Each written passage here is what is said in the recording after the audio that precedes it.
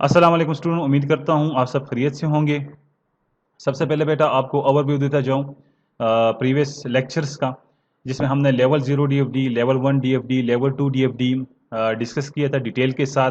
अभी आपको दोबारा समझा देता हूँ आपने बनानी किस तरह है लेवल 0 डीएफडी। सबसे पहले आपने क्या करना है बेटा, आइडेंटिफाई करें मेन सिस्टम को, और मेन सिस्टम जो प्रीवियस लेक्चर में हमारे पास था वो था होटल रिजर्वेशन सिस्टम। फिर आपने दूसरा जो काम करना है वो ये है कि आप आइडेंटिफाई करें द एक्सटर्नल पीपल, जो एक्सटर्नल एंटिटीज थे वहाँ पे, वो इंटरेक्ट विद द सिस्टम, जो इंटरेक्ट कर रहे थे किसके साथ बेटा, सिस्टम के साथ। वो आपके पास गेस्ट था एंड एडमिन था। तीसरी बात क्या है, decide what data these entities will enter into the system, और आपने डिसाइड करने के कौन सा डेटा इन एंटिटीज ने इंटर करना है सिस्टम में। और last one, determine what these entity expect as output from the system, और डिफाइन करके कौन सा आउटपुट ये एक्सपेक्ट करेंगे सिस्टम से। ठीक है बेटा, ये चार पॉइंट्स आपने जहन में रखने हैं। मेन सिस्टम को आइडेंटिफाई करना है, कौन से एक्सटर्नल पीपल या एक्सटर्नल एंटिटीज इंटरेक्ट कर रही हैं, कौन सा डेटा ये इंटर कर रहे हैं, और ये आउटपुट क्या एक्सपेक्ट करेंगे। ये चार पॉइंट्स हैं कि आपने लेवल 1 लेवल 0 डीएफडी बनाने के। ठीक है बेटा, इसी तरह आपने लेवल 1 डीएफडी किस तरह बनानी है, तो सबसे पहले आपने focus on your process, process के ऊपर फोकस करें और फिर उसी प्रोसेस को ब्रेक करें टू और मोर सब प्रोसेसेस में। ठीक है बेटा, फिर आपने आइडेंटिफाई करना है कि what data flow between these processes and between the entities, कि कौन सा डेटा फ्लो हो रहा है इन प्रोसेसेस में, इन प्रोसेस के दरमियान और इन एंटिटीज के दरमियान। ठीक है जी। तीसरा पॉइंट ये है कि identify what permanent data files are use in this system, और कौन से परमानेंट डेटा फाइल मतलब डेटा स्टोर यूज हो रहे हैं इस सिस्टम में। और लास्ट वन जो कि सबसे इंपॉर्टेंट है वो ये है कि note that no new entity can be introduce, कि यहाँ पे कोई भी नई एंटिटी, एक्सटर्नल एंटिटीज इंट्रोड्यूस नहीं होगी। बात समझिए बेटा, जो एंटिटीज आपने लेवल 0 के ऊपर डिफाइन कर दी है वही एंटिटीज आपके पास लेवल 1 में होगी और वही एंटिटीज आपके पास लेवल 2 में होगी। बात समझ आई ना बेटा, आपने कोई भी नई एंटिटी को यहाँ पे इंट्रोड्यूस नहीं करवाना। तो इसमें भी चार पॉइंट है कि सबसे पहले आपने मेन प्रोसेस को आपने ब्रेक करना है दो और दो से ज़्यादा सब प्रोसेस में। फिर आपने दूसरे पॉइंट में आइडेंटिफाई करना है कि भाई कौन सा डेटा फ्लो हो रहा है इन प्रोसेस के दरमियान और इन इंटिटीज के दरमियान। और तीसरे पॉइंट में आपने शो करवाना है, आइडेंटिफाई करवाना है कि आपके पास जो परमानेंट डेटा फाइल से मुराद है कि डेटा स्टोर कौन सा है। ठीक है जी। और जो चौथा सबसे इंपॉर्टेंट पॉइंट जो है वो ये है कि आपने कोई भी नई एक्सटर्नल एंटिटी को यहाँ पे इंट्रोड्यूस नहीं करवाना। जो एंटिटीज आपके पास लेवल 0 में इंट्रोड्यूस हो चुकी है वही एंटिटीज आपके पास लेवल 1 में भी होगी, वही एंटिटीज आपके पास लेवल 2 में भी होगी।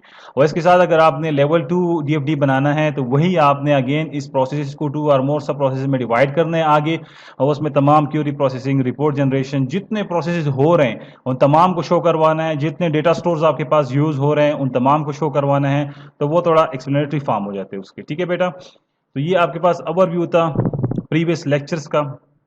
ठीक है बेटा, आज जो हम टॉपिक डिस्कस करेंगे उसमें यह है कि type of entities types, week entity and strong entity types, keys and its types. ये हमारे टॉपिक है जो कि आज हम डिस्कस करेंगे। Type of entity types. ठीक है बेटा, entity type can be classify, उसे क्लासिफाई किया गया है इनटू रेगुलर एंटिटी और वीक एंटिटी टाइप।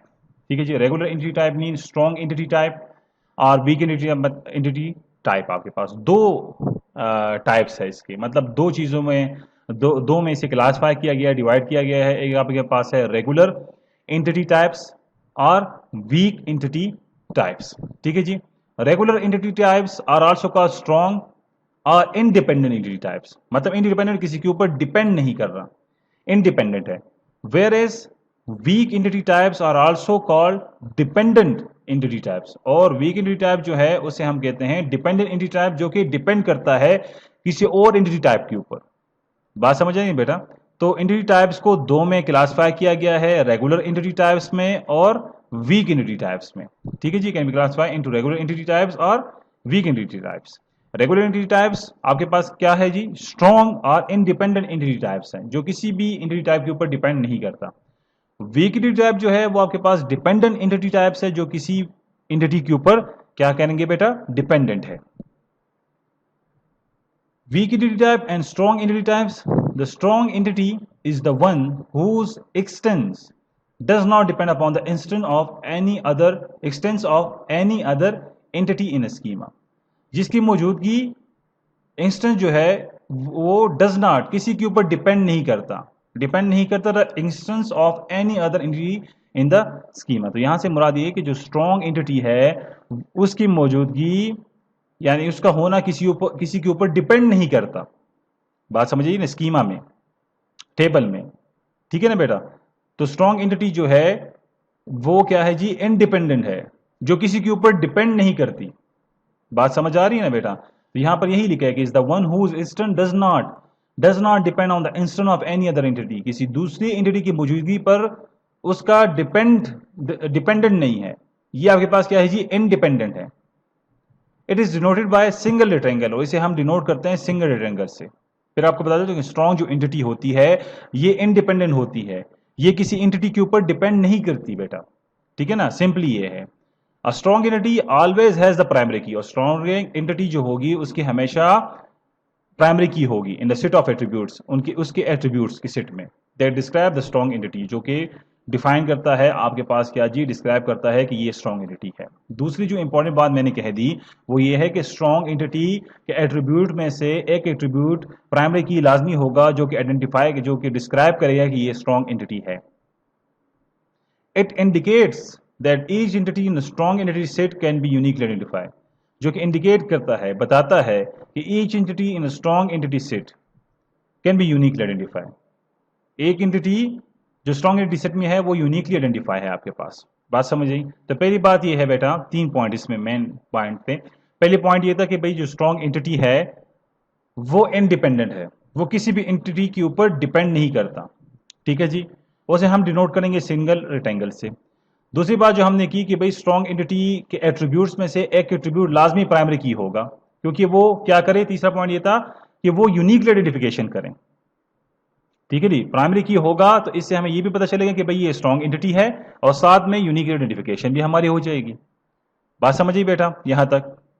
तो फिर आपको बताता जाऊं कि स्ट्रॉन्ग एंटिटी क्या है बेटा, जो कि इंडिपेंडेंट होती है, किसी भी एंटिटी के ऊपर वो डिपेंड नहीं करती आपके पास, ठीक है। और उसके एट्रीब्यूट के सेट में एक प्राइमरी की होना लाजमी है, जिससे हमें पता चलेगा कि ये स्ट्रॉन्ग एंटिटी है, और साथ में यूनिकली आइडेंटिफिकेशन भी ये क्या करेगा, प्रोवाइड करेगा हमें, ठीक है बेटा। Next, week entity and strong entity type. अगर यहां पे अगर आप देखें तो कस्टमर स्ट्रॉन्ग एंटिटी है, और लोन जो है वो वीक एंटिटी है, और जिसे हमने डबल रेक्टेंगल से शो किया है, और स्ट्रॉन्ग एंटिटी को सिंगल रेक्टेंगल से हमने शो किया है। मगर यहां पे ये बात भी याद रखिए कि जब वीक एंटिटी और स्ट्रॉन्ग एंटिटी का रिलेशन बनेगा तो उसमें जो डायमंड सिंबल होगा वो भी डबल डायमंड सिंबल होगा, ठीक है। तो यहां पे आप देखें तो customer ID, customer name, customer address, loan name, loan date. Loan क्यों वीक एंटिटी है, क्योंकि लोन को लेने वाला तो कस्टमर ही है, कस्टमर नहीं होगा तो लोन नहीं लेगी। तो लोन डिपेंड कर रहा है किसके ऊपर बेटा, कस्टमर के ऊपर कर रहा है। बात समझ आई ना। लोन कौन लेता है, कस्टमर लेता है। कस्टमर लोन ना ले तो लोन को कौन लेगा फिर। बात समझिए बेटा। तो यहां पे लोन वीक एंटिटी है, एंड कस्टमर क्या है आपके पास, स्ट्रॉन्ग एंटिटी है। और डायमंड जो सिंबल हमने यहां पे यूज किया, डबल लाइन ये इसलिए यूज किया क्योंकि ये कनेक्शन बन रहा है, जो रिलेशनशिप हम बना रहे हैं स्ट्रॉन्ग एंड वीक के दरमियान बनाया जा रहा है। तो बाय रूल हमने फिर डबल डायमंड शेप को यहां पे यूज करना है। तो कस्टमर बारो लोन, ठीक है जी। कस्टमर टेबल आपके पास सामने है, customer ID, customer name, customer address, 101, 103, 109 John, Robbie, John and उनके एड्रेसेस। बात समझिए बेटा कि लोन क्या है, वीक एंटिटी है, क्योंकि ये लोन डिपेंड करता है कस्टमर के ऊपर। कस्टमर होंगे तो लोन लिया जाएगा, कस्टमर है ही नहीं तो लोन आप किसको देंगे, ठीक है बेटा। अ वीक एंटिटी, जो वीक एंटिटी है, is the one that depends on its owner, जो कि डिपेंड करता है इट्स ऑनर एंटिटी, अपने ऑनर एंटिटी के ऊपर। वहां पे प्रीवियस जो टेबल था इसमें ऑनर एंटिटी क्या है, कस्टमर। लोन को लेने वाला कौन है, वो है कस्टमर। तो लोन का ऑनर कौन हुआ, कस्टमर हुआ। लोन क्या है, वीक एंटिटी है, और इसका ऑनर क्या है जी, स्ट्रॉन्ग एंटिटी, कस्टमर है आपके पास। Strong entity of an instant, मतलब वो स्ट्रॉन्ग एंटिटी की मौजूदगी पे डिपेंड करता है। स्ट्रॉन्ग एंटिटी होगी, ठीक है ना, क्योंकि वीक एंटिटी डिपेंड करता है किसके ऊपर, स्ट्रॉन्ग एंटिटी के ऊपर। अब weak entity is denoted by the double rectangle, जो कि मैंने आपको यहाँ पे शो भी किया कि डबल रेक्टेंगल से हम इसे शो करवाते हैं। The collection of similar weak entity is called weak entity set, जिसमें सिमिलर जो एक जैसे वीक एंटिटीज होते हैं उसे हम वीक एंटिटी सेट कहते हैं। The relationship between a weak entity, अब ये वीक एंटिटी का सेट है ना आपके पास, देखिए इसमें तमाम ये एंटिटीज है ना, रिकॉर्ड्स पड़े हुए आपके पास ना, तो ये आपके पास वीक एंटिटी का सेट हुआ। The relationship between a weak entity and a strong entity is always denoted by the identifying relationship, ये डबल डायमंड, ये देखिए आइडेंटिफाइंग रिलेशनशिप, इसे हम क्या कहते हैं, डबल डायमंड। ये नॉर्मल रिलेशनशिप नहीं है, ये आइडेंटिफाइंग रिलेशनशिप है जिसे हम डबल डायमंड से क्या कर रहे हैं, शो कर रहे हैं। आपको बात समझ आई? ये आपके पास स्ट्रॉन्ग एंटिटी का सेट है टेबल, और ये आपके पास वीक एंटिटी लोन का सेट है आपके पास, जिसमें सिमिलर एंटिटीज आपके पास पड़ी हुई है, एक जैसी, मतलब एक ही कैटेगरी की है। तो बात समझिए, the relationship between a weak entity and strong entity is always denoted with an identifying relationship, जिसे हम कहते हैं डबल डायमंड वाला। It's called identifying relationship, normal relationship नहीं है, ये आइडेंटिफाइंग रिलेशनशिप है आपके पास। बात समझिए? तो सिंपली वीक एंटिटी क्या करती है बेटा, डिपेंड करती है अपने ऑनर एंटिटी के ऊपर, और ऑनर एंटिटी उस डायग्राम में कौन सी थी आपके पास, था कस्टमर। ठीक है बेटा? सिंपल अगर आप देखें तो regular entity student, weak entity dependent, तो एम्प्लॉय डिपेंडेंट। ठीक है बेटा? ये इससे क्या हो गए आपके पास, ये इसके होंगे सिंबल्स। तो आपको फिर बता देता हूं, जो स्ट्रॉन्ग एंटिटी है वो क्या है बेटा, इंडिपेंडेंट है, वो किसी भी एंटिटी के ऊपर डिपेंड नहीं करती, और उसके एट्रीब्यूट के सेट में एक एट्रीब्यूट का प्राइमरी की होना लाजमी है, जिससे हमें पता चलेगा कि ये स्ट्रॉन्ग एंटिटी टाइप है। ठीक है? क्योंकि वो यूनिक आइडेंटिफिकेशन प्रोवाइड करता है।